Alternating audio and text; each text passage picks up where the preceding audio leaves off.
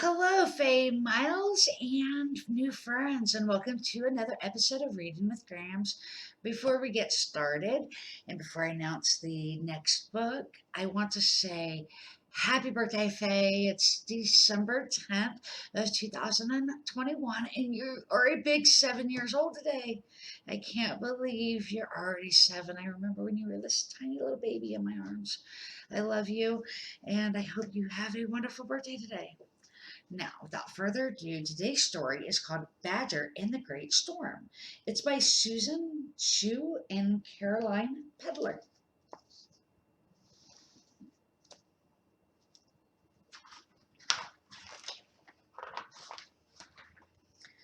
Mighty oaks from acorns grow, sang Badger as he bustled around his cozy burrow. Tucked beneath the roots of an old oak tree, it had always been a happy home for badgers. Suddenly there was a squeak at the window. Badger, cried Mouse, have you heard? A terrible storm is coming.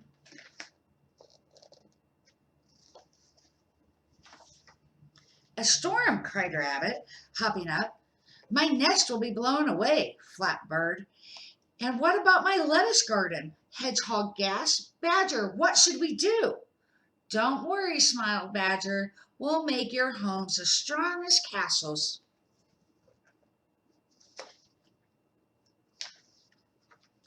First, Badger made a sturdy door for Rabbit's burrow to keep out the wild winds, he said. Then he used an overturned flower pot to cover Hedgehog's prized lettuce. And he built a box around the nest to keep birds safe and dry.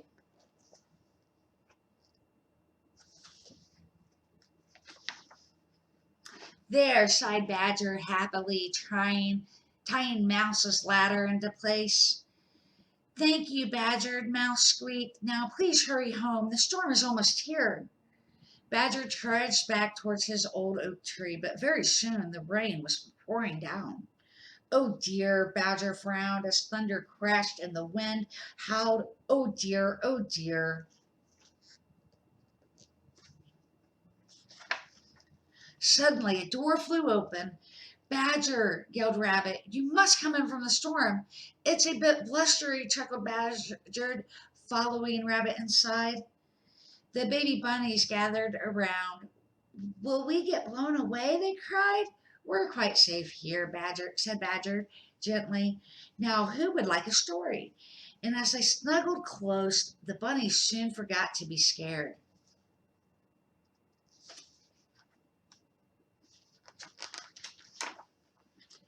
All through the night, the storm roared and raged. Thunder boomed, lightning flashed, and the animals shivered in their homes, waiting for morning to arrive.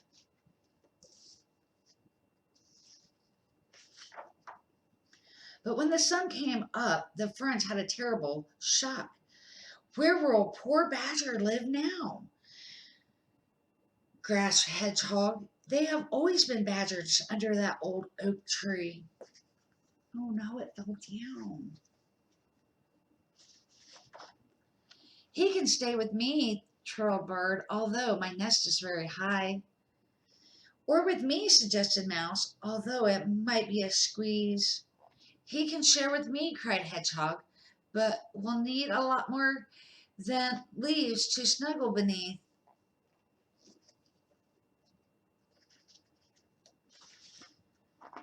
When Badger and Rabbit arrived, the friends rushed over. My poor, poor house, Badger sighed sadly. How can we help? Squeaked Mouse. Yes, what can we do? Asked Hedgehog. Badger took a deep breath. Don't worry, he said slowly. Every problem has a solution.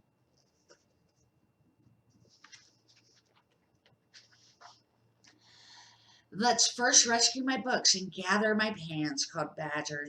Then we will turn this grand old oak into a brand new house. The friends set to work at once. There was a job for everyone, no matter how small. For days and days they chopped and sawed and hammered and painted until they used every last piece of wood to build something very special.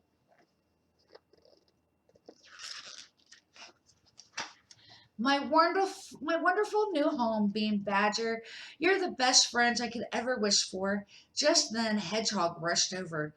We forgot to use this, he cried, holding up a tiny acorn.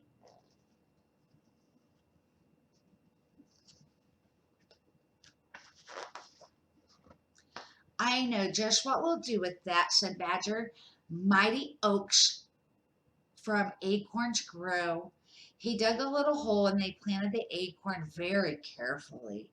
And from that day on and forevermore, there were always badgers living underneath the new oak tree. The end. I hope you guys enjoyed today's book.